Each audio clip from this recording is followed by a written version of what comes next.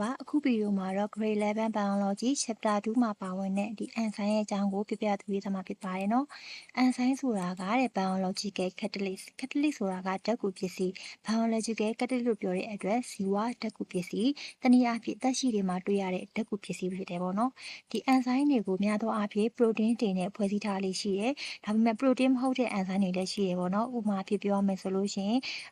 ribonucleic acid RNA နဲ့ဖွဲ့စည်းထားတဲ့ enzyme ပေါ့သူဒီ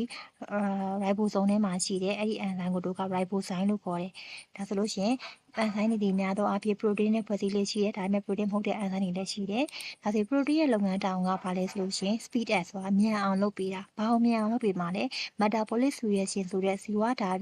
ဝကမ္မဖြစ်စဉ်ဓာတ်ပြုမှုတွေကိုသူကမြန်အောင်လုပ်ပေးမှာဥပမာmetabolic reaction မှာဘာတွေပါလဲဆိုရင် digestion နဲ့ energy production detoxification အစာရှည်တဲ့ reaction နဲ့ energy production detoxification အဆိပ်အတောက်ဖယ်ရှားခြင်းနဲ့အဲ့ဒီ reaction တွေကိုသူကမြန်အောင်လုပ်ပေးတာဒါဆိုရင် enzyme ကဘာနဲ့တူလဲဆိုလို့ရှိရင်စာရွက်တစ်ခုကိုနှစ်ပိုင်းပိုင်းတော့မယ်ဆိုလို့ရှိရင်ကကြီးနဲ့ပိုင်းနေမို့လားဒါဆိုရင်အဲ့ဒီကကြီးတွေဘာနဲ့တူလဲဆိုရင် enzyme နဲ့တူတယ်အဲ့ဒီစာရွက်နှစ်ခုကိုပိုင်းဖို့အတွက်ဆိုလို့ရှိရင်ကိုကကြီးကိုမသုံးဘဲနဲ့လက်နဲ့လည်းဖြည့်လိုက်လို့ရတယ်ဒါပေမဲ့လက်နဲ့ဖြည့်ပြီဆိုလို့ရှိရင်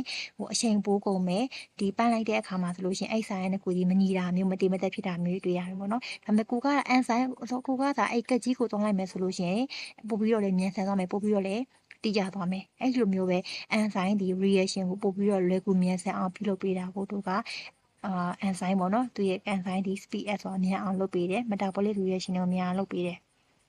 ဥမာကိုအစာတစ်ခုစားလိုက်ပြီဆိုပါတော့ဥမာ starch ပေါ့နော်ဒီ carbohydrate ထဲမှာပါဝင်တဲ့အစာ molecule polysaccharide ဖြစ်တဲ့ starch ကိုစားလိုက်မယ်သူဘာလို့ခေါ်လဲဆိုရင် amylose ဆိုတဲ့ခေါ်တဲ့အဲ့ amylose ကို amylase enzyme ကနေပြီးမှဖြတ်လိုက်တဲ့အခါမှာဆိုလို့ရှိရင်ဘာဖြစ်သွားလဲဆိုရင် maltose ဆိုတဲ့ disaccharide ဖြစ်သွားမယ်အဲ့ maltose ကို maltase enzyme ကဆက်ပြီးတော့ဖြုတ်ခလိုက်တဲ့အခါမှာဆိုရင် glucose ဆိုတဲ့ monosaccharide ပေါ့နော်တခြား molecule အသေးကိုရမယ်ဒါကြောင့်မလို့ကိုက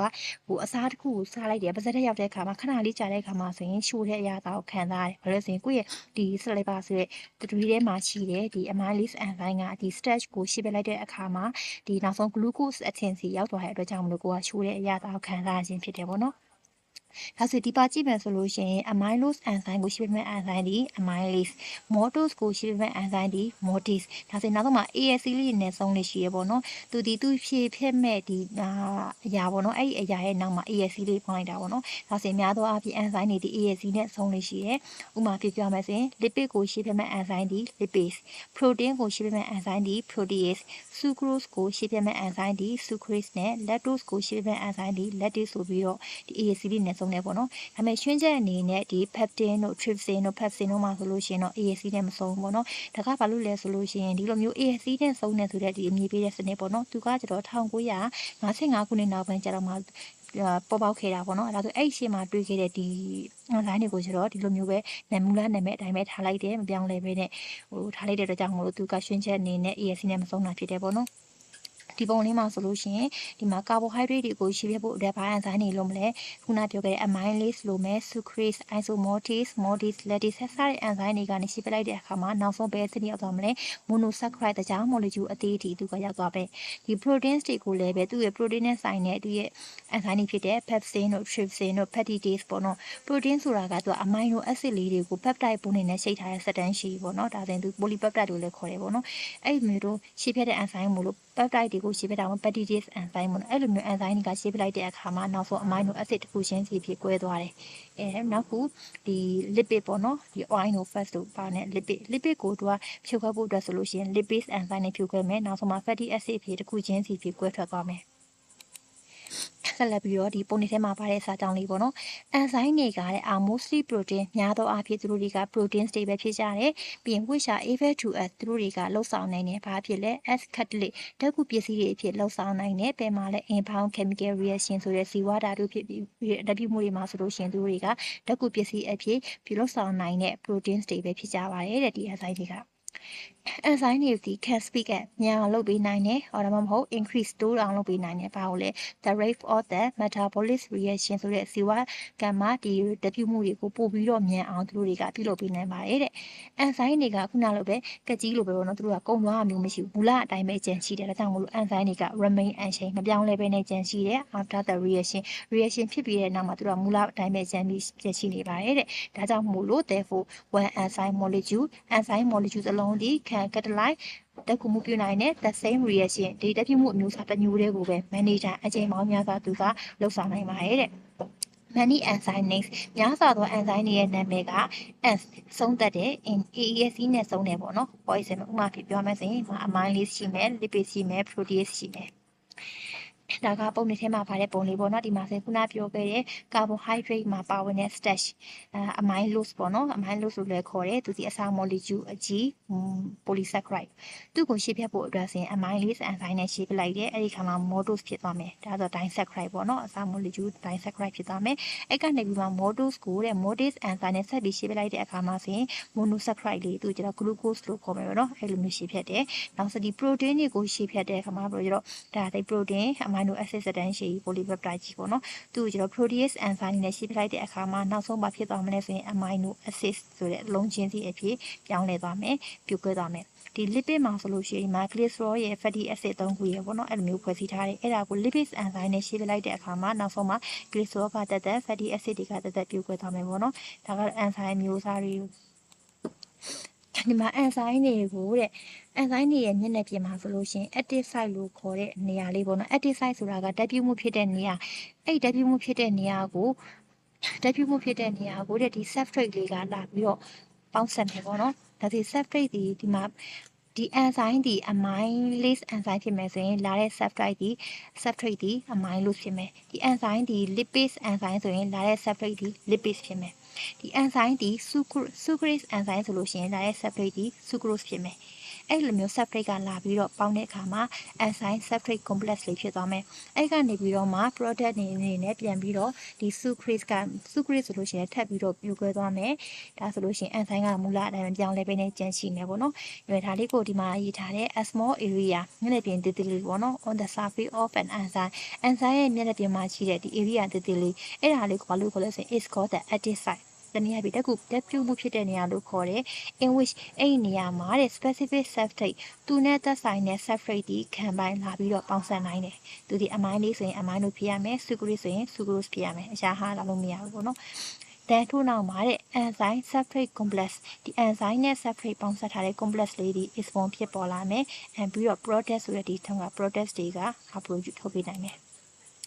The specific bindings of enzyme molecule and the separate molecule ဒီ enzyme molecule လေးနဲ့ separate molecule နဲ့အဲ့လိုမျိုးတိတိကျကျပေါင်းစပ်သွားခြင်းကိုတဲ့တို့ကဘာဖြစ်မဲ့လဲဆိုရင် are regarded as lock and key model ဒီတော့နဲ့တော့ကလောက်ပုံစံ model ပေါ့နော်အဲ့လိုမျိုးမှတ်ယူပါရဲ့တဲ့ဒီပုံလေးမှာဆိုလို့ရှိရင်ဒီ enzyme လေးကဘာနဲ့တူလဲဆိုလို့ရှိရင်သူတော့မှာပါတယ်တော့ပေါက်လေးနဲ့တူတယ်ပေါ့နော်ဒီနေရာလေးကအဲ့ဒီတော့ပေါက်လေးကိုသူဖွင့်ဖို့အတွက်ဆိုလို့ရှိရင်သူနဲ့ပုံစံတူတဲ့သူနဲ့အဝင်ကိုကြဖြစ်တဲ့ substrate လေးရပဲလာပြီးတော့ပေါင်းစပ်လို့ရမယ်လာပြီးတော့ဖွင့်လို့ရမယ်ဒါကြောင့်ဒီ substrate ဒီဘာနဲ့တူလဲဆိုရင် key နဲ့တူတယ်ဒီ active site တွေကဘာနဲ့တူလဲဆိုလို့ရှိရင်ဒီတော့ရဲ့တော့ပေါက်လေးနဲ့တူတယ်ပေါ့နော်ဒါကြောင့်မို့လို့ it is because ဒါကဘာကြောင့်လဲဆိုလို့ရှိရင် the active site ဒီ active site လေးဒီ is similar to လို့ဘာနဲ့တူလဲ to the keyhole of the lock တော့ရဲ့ဒီတော့ပေါက်လေးနဲ့တူလို့အဲ့ဒီတော့ပေါက်လေးဒီ which is only fit သူဒီဘယ်သူနဲ့တာနဲ့အဝင်ကိုကြဖြစ်မလဲ with specific key သူနဲ့သက်ဆိုင်တဲ့ဒီတော့ချောင်းလေးနဲ့ပဲအဲ့ဒါလေးကဘာလဲဆိုရင် the substrate ပေါ့နော်ဒါကတော့ဒီ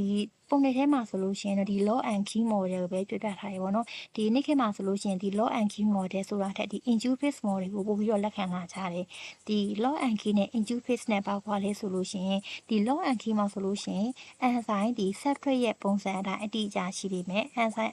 substrate က4000ဆိုရင်ဒီ enzyme ကလည်း4000 substrate ကအဝိုင်းလေးဆိုရင်ဒီ enzyme လေးကလည်းအဝိုင်းလေးပဲဖြစ်နေမယ်ပေါ့နော်သူတို့နှစ်ခုဒီအဝင်ကိုကြဖြစ်နေတာကို lock and key model အခုနောက်မှာတွေ့ရှိတဲ့ဒီ induce model မှာကျတော့သူကအဲ့လိုမျိုးမဟုတ်တော့ဒီ active site လေးဒီငကိုမူလပုံစံကဘယ်လိုပုံစံဖြစ်နေပါစေသူ့လာပေါင်းဆက်လိုက်တဲ့ ဒီ substrate ရဲ့ပုံစံကိုလိုက်ပြီးနောက်ဆုံးမှာပြောင်းလဲသွားတယ်ပေါ့ဒီမှာဆိုအစားအတူဒီ4000လေးသူကဒီမှာအထက်ကိုကွေးဝင်သွားတဲ့အခါမှာသူ့ရဲ့ဒီ active site လေးရဲ့ပုံစံလေးကလည်းကွေးဝင်သွားတယ်ပေါ့နော်ဥပမာဆိုရင်ကိုယ်လက်အိတ်တွေဆွတ်တဲ့အခါမှာဆိုရင်လက်အိတ်လေးဒီလက်မဝင်ခင်မှာပုံစံလေးရတစ်မျိုးလက်အိတ်ထဲကိုဆွတ်လိုက်ပြီးဆိုတော့ねအဲ့လက်အိတ်လေးဒီကိုယ့်ရဲ့လက်ပုံစံအတိုင်းပြောင်းလဲသွားတယ်ပေါ့နော်အဲ့ဒါသူကဟိုအစကတည်းကပုံစံရအတိအကျရှိနေရမဟုတ်ဘူးအဲ့လိုမျိုး substrate လေးလာပေါင်းလဲတော့မှပုံစံလေးဒီအတိအကျလေးဖြစ်သွားရဲဆိုပြီးတော့ Induced model နောက်ပိုင်းမှာပို့ပြီးတော့လက်ခံလာကြတယ်ပေါ့နော်ဒါကတန်ပြီးပြောပြတာပါဒီ enzyme တွေကိုအပိုင်းခွဲရမယ်ဆိုလို့ရှိရင်ဒီ enzyme တစ်ခုလုံးတို့က holo enzyme လို့ခေါ်မယ်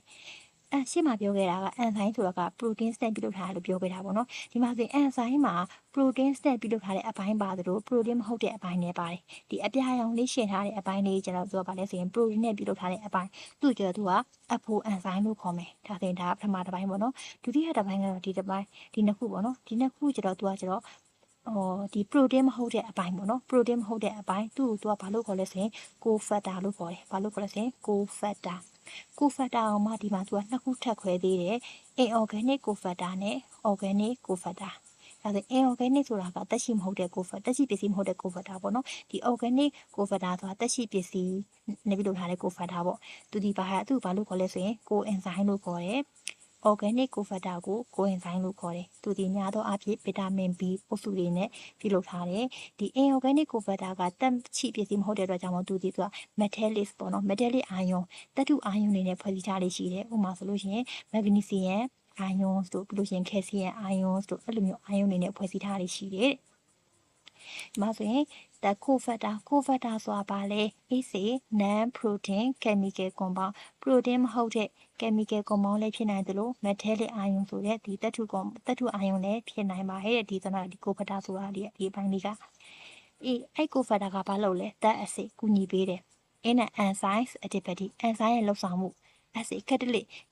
အဖြစ်ဓာတ်ကူပစ္စည်းအဖြစ် enzyme ရဲ့လှုပ်ဆောင်မှုတွေမှာဒီcofactor တွေကအကူညီပေးတယ်ဒီ enzyme ကြီးဒီမှာပေါ့နော်ဒီ cofactor တွေကမပါတော့ဘူးဆိုလို့ရှိရင်အဲ့ဒီ enzyme ကြီးဘာဖြစ်သွားမလဲဆိုလို့ရှိရင်လုံးဝ inactive ဓာတ်ကူပစ္စည်းအဖြစ်လှုပ်ဆောင်ခြင်းမရှိတော့သူ့မှာဓာတ်ကူမှုပြုလုပ်ဖို့တော့ဆိုရင်ဘာလို့လဲဆိုရင်ဒီပြောတာပြော cofactor တွေကိုလိုတယ် cofactor တွေကြောင့်မလို့ဒီ enzyme တွေက active ဖြစ်လာပြီးတော့မှဒီဓာတ်ပြုမှုတွေကိုသူကကူညီနိုင်တာပေါ့နော်ဒီ cofactor တွေကိုပိုင်းမျိုးစားခွဲမယ်ဆိုလို့ရှိရင် can be divided into two ပိုင်းမျိုးစားတစ်ခုခွဲလို့ရတယ်အဲ့ဒါက inorganic cofactor နဲ့ organic cofactor အဲ့ organic cofactor ကိုဘာလို့ခေါ်လဲဆိုရင် coenzyme လို့ခေါ်မယ်coenzyme ရဲ့ဥပမာတစ်ခုပြောရမယ်ဆိုလို့ရှိရင်ဒီ NAD ပေါ့နော်သူရဲ့အရှိကောက်က nicotinamide adenine dinucleotide သူကဘယ်မှာသုံးလဲဆိုရင် use in the respiration သူရဲ့ခန္ဓာကိုယ်မှာဖြစ်ပေါ်နေအသက်ရှင်မှုဒီဖြစ်စဉ်တွေမှာသုံးတယ်ပေါ့နော်သူဒီဘယ်ကနေလာလဲဆိုလို့ရှိရင် nicotinic acid ကနေလာတယ် nicotinic acid ဆိုတာခုနပြောခဲ့တဲ့ဘယ်ရဲ့အစိပ်ပိုင်းလဲဆိုရင်ဒီဗီတာမင် B ထဲမှာပါဝင်တဲ့မျိုးစားတစ်ခုပဲပေါ့နော် a member of the vitamin B3 မှာပါဝင်တဲ့ဒီ nicotinic acid ကနေပြီးတော့မှ nicotinic acid ကနေမှရရှိတဲ့ NAD